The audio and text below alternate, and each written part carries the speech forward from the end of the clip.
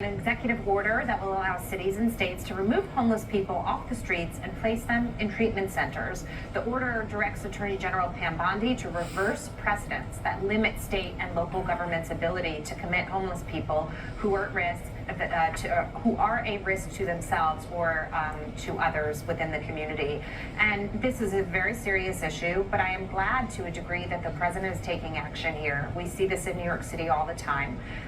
Many people are mentally ill who are on the street, and that is part of the problem of why they can't get off the street, and they're not getting, Brian, the help that they actually need as a result of it. They don't want to go to shelters, but they don't have the ability to be able to get back on their feet, get a job, and live a normal life. Yeah, well, shelters can't help them, and being on the street is not helpful to them. I mean, it's mental illness. It's not that you're down on your luck. You are mentally ill, and you're just not capable of functioning in this context.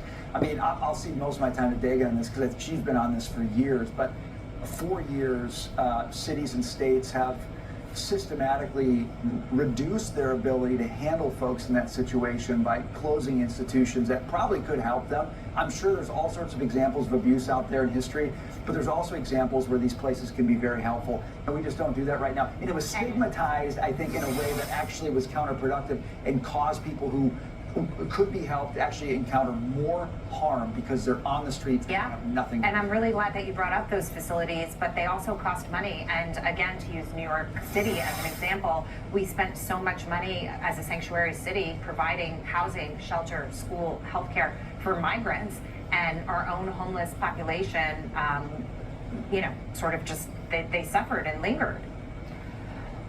They don't even have a good reading on the percentage of how many people of the homeless population in this country are severely mentally ill. They have no idea.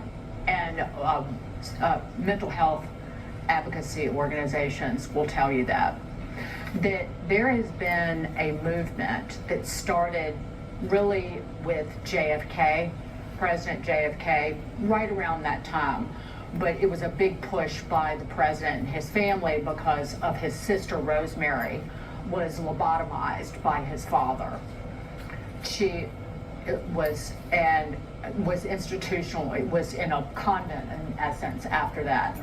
That deinstitutionalization, that we should not have state-run psychiatric facilities, that it should be putting people on the street. They should be treated in centers. Right. They should not be in hospitals. It was exacerbated by One Flew Over the Cuckoo's Nest, the book, then the film, which came out in the mid-'70s, and the entire experiment has been a disaster. Yeah. And right now, we are at a record low in the number of state psychiatric hospital beds. Yeah. And New York City actually has done, I have witnessed it, they do a great job of getting people off the street and trying to voluntarily commit them. But if it's drug or alcohol abuse, you can't touch them. Right. And I just want to quickly point something out, and I promise you I will shut up. But the law says whether to accept treatment for psychosis rests substantially in the hands of the individual. 1975 Supreme Court decision. The bar for involuntary treatment is incredibly high. However, if a person faces serious criminal charges, this is a mid-'60s Supreme Court decision, the right to refuse treatment is entirely swept away. So you only get treatment if you get arrested for a criminal charge. And more than half the state psychiatric hospital beds are taken up by people who are there because of the criminal justice system. It is a vicious cycle, and just ordering people off the street doesn't take care of it.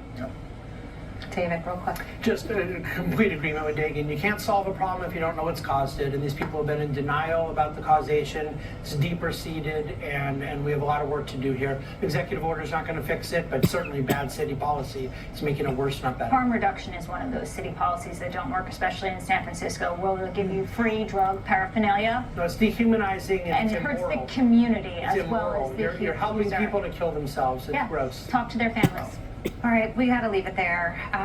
Meantime, you asked, and you're going to answer. We're going to answer, that is. We have to.